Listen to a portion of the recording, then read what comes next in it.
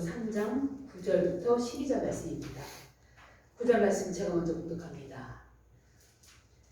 이것으로 우리가 주와 아버지를 찬송하고 또 이것으로 하나님의 형상대로 지음을 받은 사람을 저주하나니 하나님께서 찬송과 저주가 나오는도다. 내 형제들아 이것이 마땅하지 아니하니라. 샘이 한 구멍으로 어찌 단물과 쓴물을 내겠느냐. 내 형제들아 어찌 무화과 나무가 감람나무에 포도나무가 무화과를 맺겠느냐. 이와 같이 짠물이 단물을 내지 못하느니라. 아멘. 오늘은 그리스도인의 말에 대해서 세 번째로 여러분에게 말씀을 드리려고 합니다. 3주에 거쳐서 이 야고보 사도가 우리에게 그리스도인으로서 이 세상에 살아가면서 어떤 말을 할 것인가에 대해서 우리 야고보 사도는 반복해서 예를 들어서 계속해서 말씀하고 있습니다. 특별히 언어 생활을 하는 혀에 대해서 우리는 살펴보고 있습니다. 오늘은 언어 생활에 대한 세 번째로 말씀을 드리려고 합니다. 오늘 9절 말씀을 보면 이것으로 그러는데 이것은 입이에요. 혀예요. 혀로 우리가 주 아버지를 찬송하고 또 혀로 하나님의 형상대로 지으심을 받은 사람을 저주하느니라고 말씀합니다. 우리의 혀는 찬송하는 혀예요. 이 찬송하는 혀는 세상에 예수님을 모르는 사람들의 혀가 아니에요.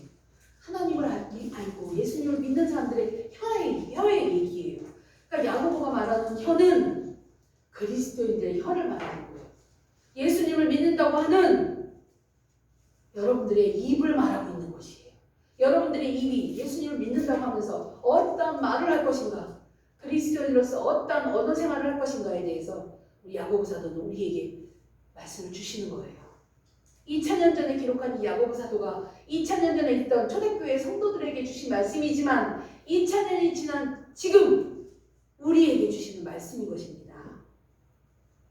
야고보는 8절에서 말씀합니다. 혀는 능히 길들일 사람이 없나니 쉬지 아니하는 악이요 죽이는 독이 가득하다고 말합니다. 우리 입에서 나오는 말이 사람을 죽일 수도 있고 살릴 수도 있고 독을 품고 그런 말을 말할 수 있다는 얘기를 한 것이에요. 야고보는 성도들에게 그 입으로 찬양을 하면서 또 그 다음 사람을 저주한다고 말하고 있습니다. 교회 와서 열심히 하나님을 찬양해요. 열심히 좋은 말, 축복의 말을 해요. 그리고 세상에 나가서 악한 말들을 이웃들에게만 퍼붓는다는 얘기예요. 오늘 야고보는 9절에 말씀합니다. 하나님의 형상대로 지음받은 사람을 저주한다고 말하고 있어요. 누군가 나에게 나쁜 일을 행하거나 나쁜 말을 할 때 우리는 사실 마음속에 악한 말이 생각이 납니다. 제가 운전을 하면서 갈 때 깜빡이를 켜지 않고 끼어든 차가 갑자기 튀어들어오면 순간 놀라서 브레이크를 밟고 순간 저도 모르게 속에서 화가 확 치밀어오르면서 마음속에 막 욕이 나와요. 입으로는 안 나오는데 우리 모든 사람이 다 똑같아요. 이렇듯이 우리 마음속에는 사실 악한 것들이 많이 들어있습니다. 사실 마음속으로 가장 낮은 수준의 말들을 마음속으로 해요. 입으로는 심하게 말을 안 할지라도 마음속에서는 악한 욕을 하고 있단 말이에요. 서구인들이 예전에 쓰는 욕 중에 하나님이 너를 저주하기 원한다 이런 욕이 있었대요. 근데 이 욕을 가장 무서운 욕이라고 이들은 생각을 했대요. 맨 처음에 이 말이 사용되었을 때는 정말 그렇게 말하면 하나님이 정말 저주한다고 이렇게 믿었대요.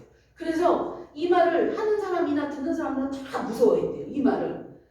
모두가 이 말이 가지고 있는 힘을 무섭다고 생각을 한 거예요. 그런데 현대에 와서는 이 말에 의식이 전혀 없어졌습니다. 우리나라도 마찬가지예요. 우리 지금 중고등학생들이 쓰는 대화를 보면 거의 욕이에요. 초등학생들도 그런 아이들이 많죠. 대화가 욕이에요. 영화를 봐도 영화 속에서 친구들끼리 대화하는 것들이 욕으로 구성된 경우도 많습니다. 심의에 걸려서 아낀 욕이에요. 이렇게 대중들이 보는 영화 속에서도 욕으로 대화를 하는데 실상에서는 더 심각하게 많은 욕들을 가지고 대화로 하고 있단 말이에요. 그런데 이들에게 왜 욕하고 있냐?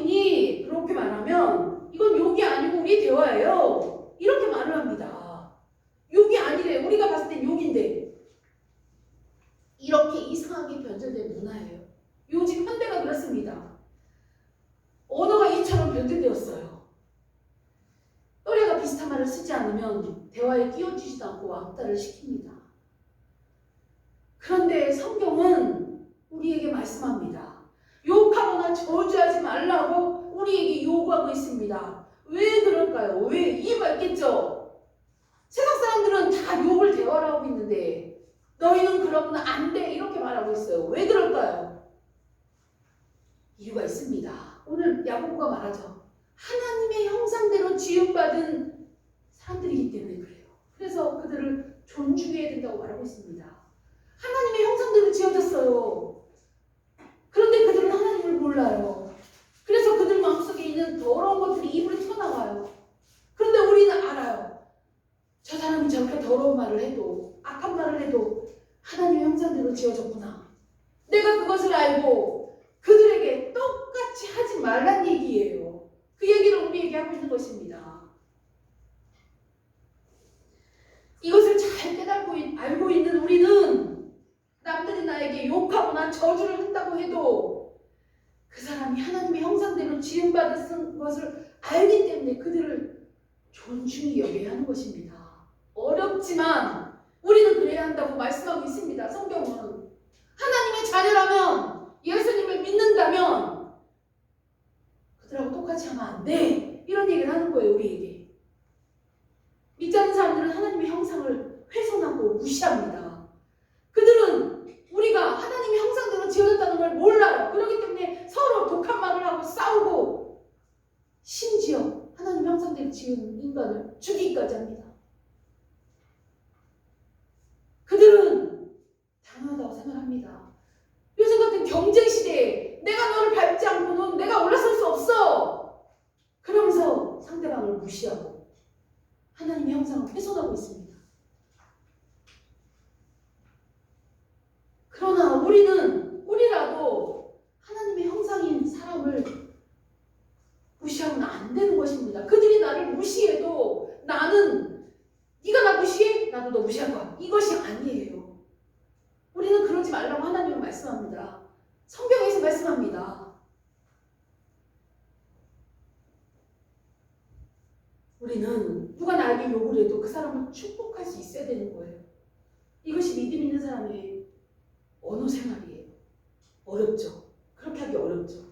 그러나 하나님은 야고보 사도는 하나님의 야고보 사도를 통하여 우리가 그래야 된다고 말씀하고 있습니다.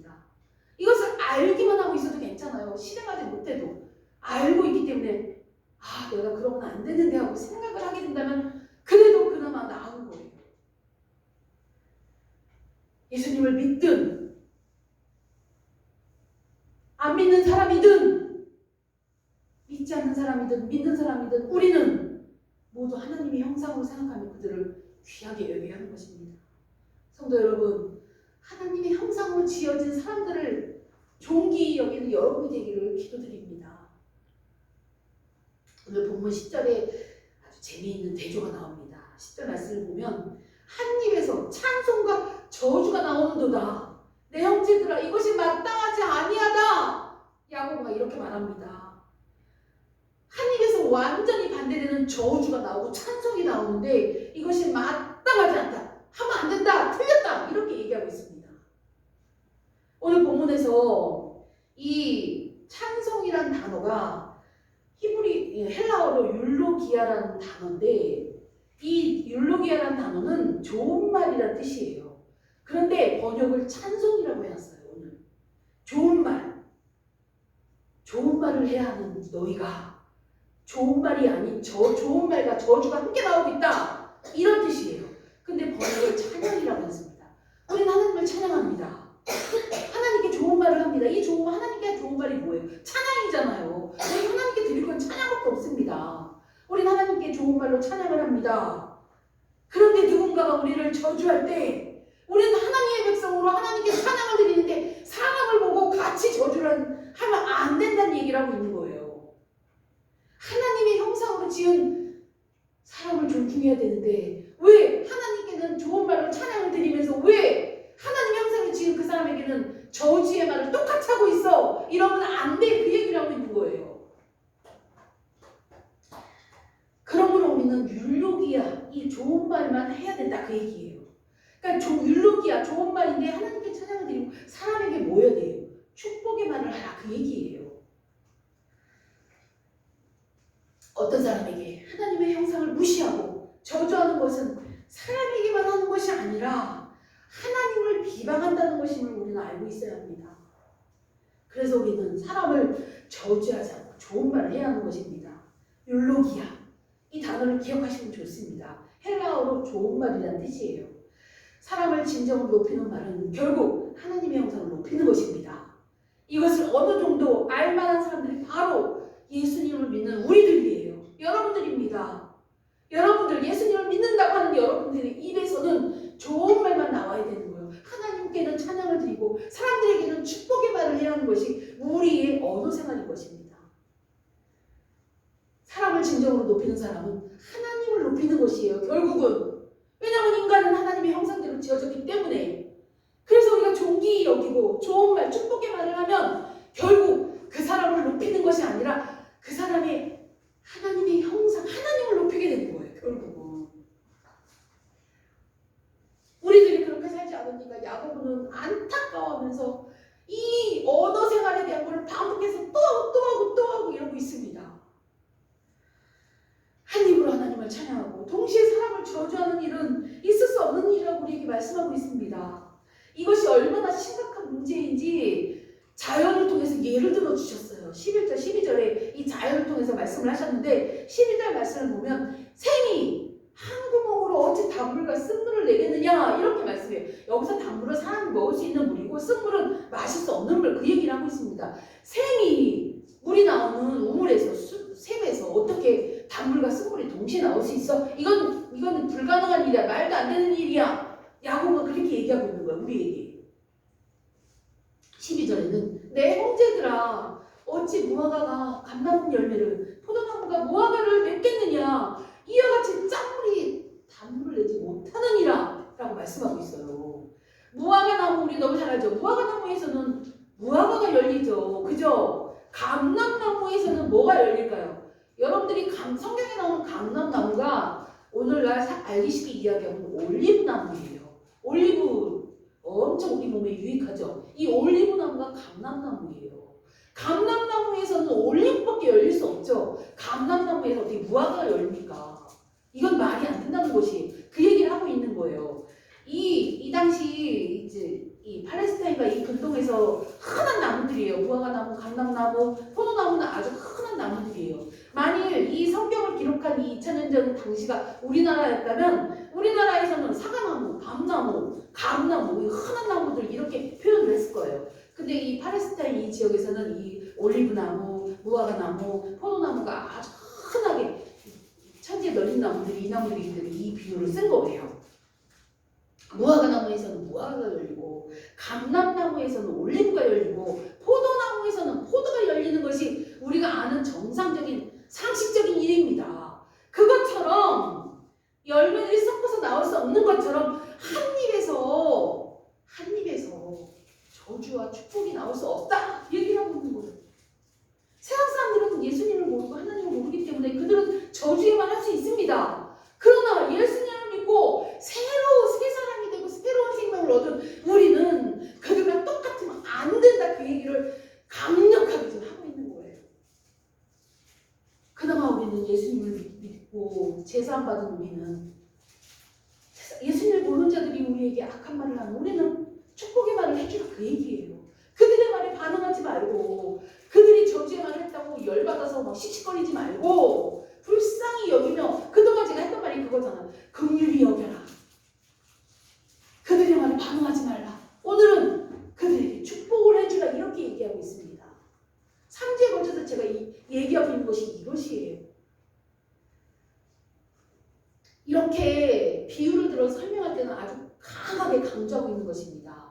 구약성경에 이렇게 비유를 들어서 깨닫게 해주는 그 이야기가 대표적인 이야기가 나오는데 이 사무엘하 12장을 보면 다윗이 자기 부하의 아내인 부하를 죽이고 밧세바를 자기 부인으로 취한 그 내용이 나오는 건데 다윗은 왕이기 때문에 어느 여자든지 내가 데려와서 자기 부인 삼을 수 있는 능력이 있었어요. 그런데 하나님은 그것을 그것을 죄라고 여기는 그 내용을 이제 나단 선지자가 다윗에게 와서 해주는 내용이 사무엘하 12장에 나오는데, 이 나단 선지자가 다윗에게 와서 하는 예가 어떤 예인지 제가 설명을 한번 드려볼게요. 들어보세요. 한 사람이 매우 부유한 사람에서 엄청나게 많은 양떼를 거느리고 있고, 한 사람은 엄청 가난해서 양 한 마리만 키우고 있는 사람이 있었어요. 그런데 이 부유한 집에 손님이 왔습니다. 이스라엘 백성들은 손님이 오면 극진 대접을 해야 돼요. 그래서 근데 이 부자는 자기가 많은 양 중에 하나를 잡아서 손님을 대접하면 되잖아요. 그런데 양 한 마리밖에 없는 그 가난한 사람의 그 양을 끌고 와서 그걸 잡아다가 손님에게 대접을 합니다. 이 이야기를 하자 나단 선지자가 이 이야기를 하는 중에 다윗이 이야기가 끝나기도 전에 큰 소리를, 뭐야 그렇게 나쁜 놈이 있어, 그 놈이 누구야, 내가 잡아다가 사형을 해버릴 거야, 이렇게 말을 하는 내용이 사무엘하 12장에 나와요. 그러자 나단 선지자가 그 사람이 바로 당신입니다 이래버려요. 그 말을 듣는 다윗이 그 말을 듣는 순간, 우리 아이 한 명밖에 없는 바세바를 내가 데려다가 많은, 다윗은 왕이기 때문에 부인들이 엄청나게 많았어요. 당시 정책으로 속국의 그 공주들을 데려다가 엄청나게 많은 부인을 삼았어요. 내가 그 나쁜 부자 같은 나였구나 하고 깨닫고 엄청나게 하나님 앞에 울면서 회개를 합니다. 나단 선지자가 직접적으로 너 하나님 앞에 이렇게 큰 죄를 지면 어떻겠습니까? 이렇게 말하지 않고 비유를 들어서 설명을 해줬어요. 이 비유를 들어 설명한다는 것은 강하게 강조하고 있는 것입니다. 깨달으라고 반복해서 여러 가지 비유를 들어서 계속해서 설명을 해주고 있습니다. 직설적으로 너 이러면 안 돼, 이거보다는 비유를 들어서 그렇게 하지 마, 그건 잘못된 거야, 마땅한 일이 아니야 하고 예를 들어서 설명을 해주는 거예요, 야고보가. 그런데 만일 내가 다윗이었다면 그 순간에 내가 왕인데 수많은 여자들 내가 데려다가, 이쁜 여자 데려다가 왕이 그런 권한도 없으면 이게 왕의 자격이 되는 것이에요 따질 수도 있었어요. 그런데 다윗은 그러지 않았습니다.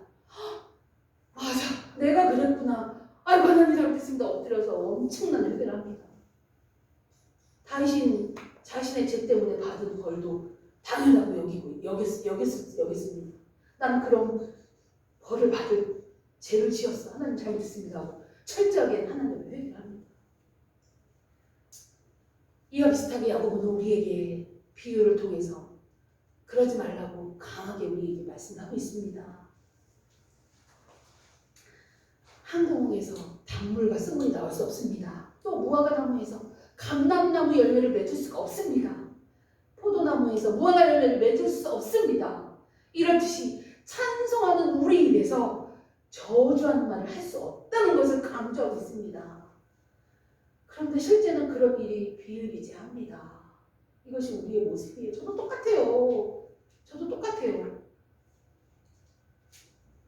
스스로 잘 믿는다고 말하고 있는 사람들조차도 다른 사람을 저주하는 말을 우리는 수도 없이 내뱉고 있습니다. 그게 우리 모습이에요. 그런데 야고보가 말하는 핵심은 이것이 마땅하지 않다고 말하고 있습니다. 우리가 이 말씀을 잘 기억하셔서 내가 이러면 안 되겠구나 회개하는 여러분들이 되기를 기도드립니다. 그래서 안 하려고 노력하는 여러분이 되기를 정말로 간절히 기도드립니다. 그러면 우리는 어떻게 해야 이 말씀이 주는 교훈답게 살 수 있을까요? 우리가 이 말씀을 알아야 실천할 수 있잖아요. 그죠? 궁극적으로 따지면 내가 어떤 사람인가 하는 그것만 우리가 알고 있으면 됩니다.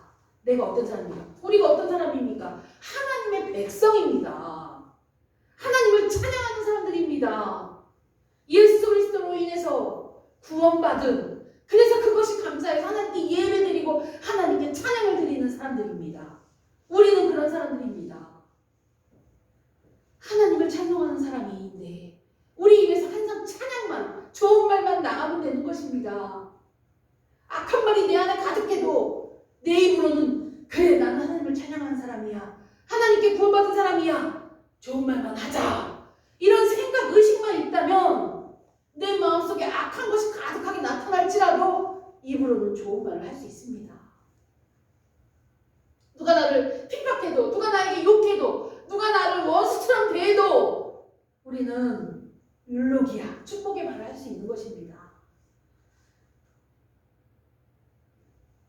우리가 어떤 사람이 하는 것이 입으로 나타날 수 있습니다. 우리 입에서는 항상 좋은 말이 나올 수 있습니다. 우리는 하나님의 형상대로 지음받은 자들입니다.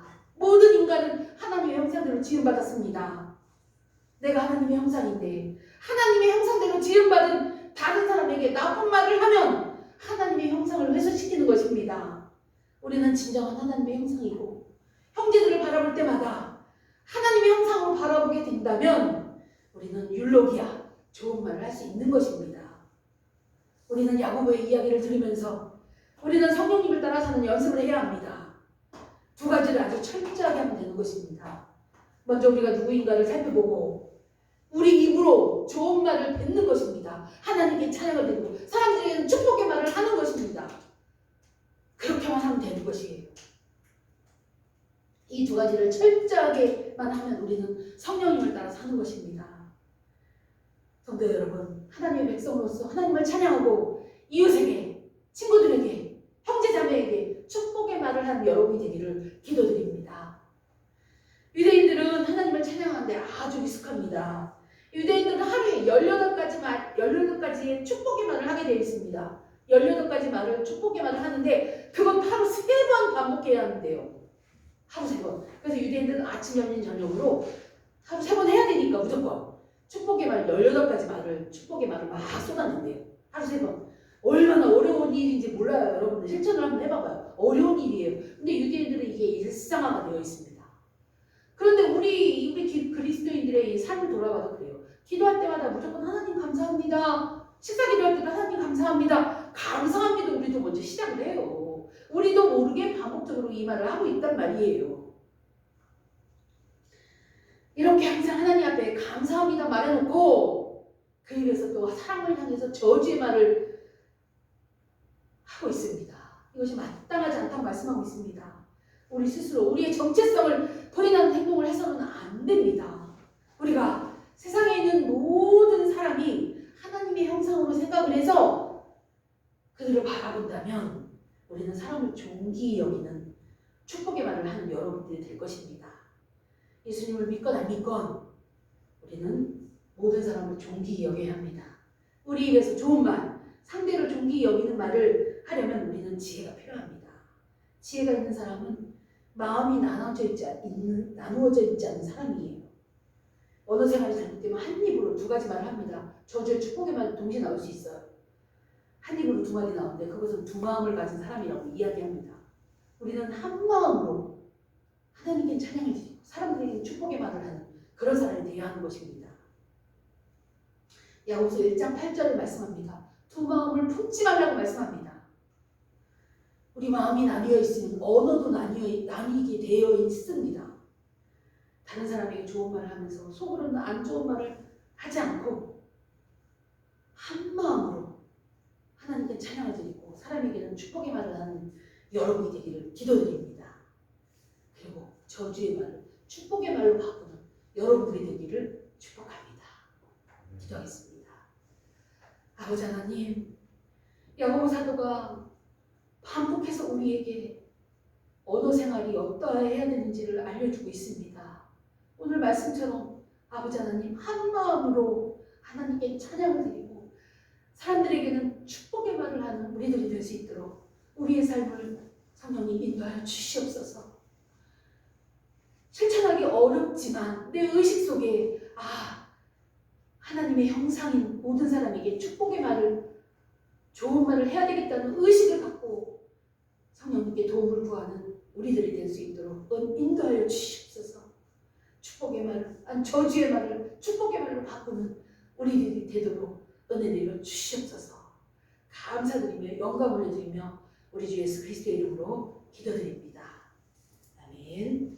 찬송가 406장 찬양